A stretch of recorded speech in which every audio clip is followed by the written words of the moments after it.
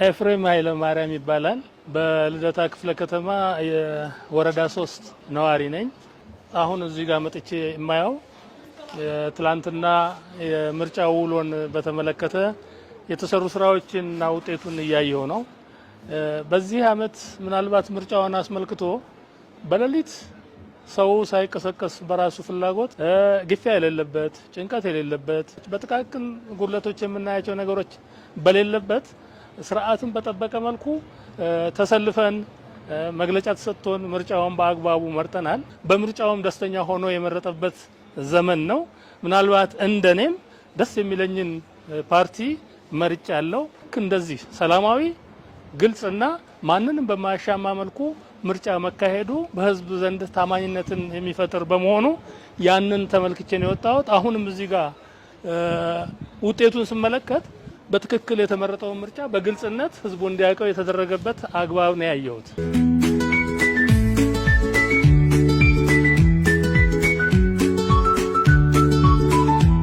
ስሜ አላምረው ተክሌ ይባላል። ልደታ ክፍለ ከተማ ወረዳ 3 ነዋሪ ነኝ እና ዛሬ የመጣሁት ያው የምርጫ ውጤት ለማየት ነው። ደስ የሚል ውጤት ነው። በጣም የሚያረካ ውጤት ነው። ምክንያቱም ህዝቡ ከ10 ሰዓት ጀምሮ በራሱ ማንነት ያለምንም ግፊት ያለምንም ጥሪ በራሱ ወጥቶ በራሱ የመረጠው ነው። እንዳየነው አሁን ውጤቱ ያለምንም ግፊት ያለምንም እንትን ወጥተን የመረጥነው በጣም ቆንጆ ነገር ነው።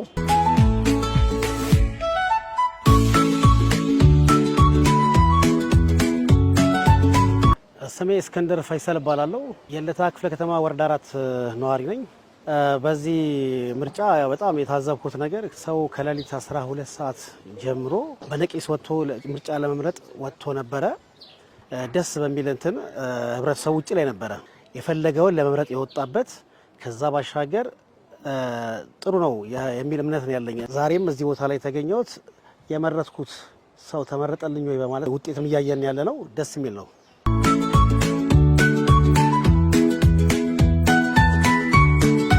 ምስጋናው ስራው በረካ እባላለሁ። 7ኛው ምርጫ ላይ ምርጫው ሲካሄድ ምንም አይነት ችግር አልነበረ።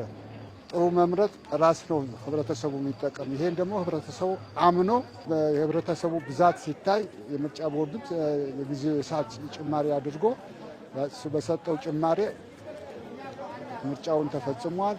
የህብረተሰብ ተሳትፎ የህብረተሰብ ብዛህነት ሲታይ ባይቆጠር እንኳን ደስ ይላል። ምክንያቱም ምርጫ መርጦ ጥሩ መምረጥ ለራሱ ጥቅም ስለሆነ ህብረተሰቡ ገብቶት ነበር የሚመርጠው።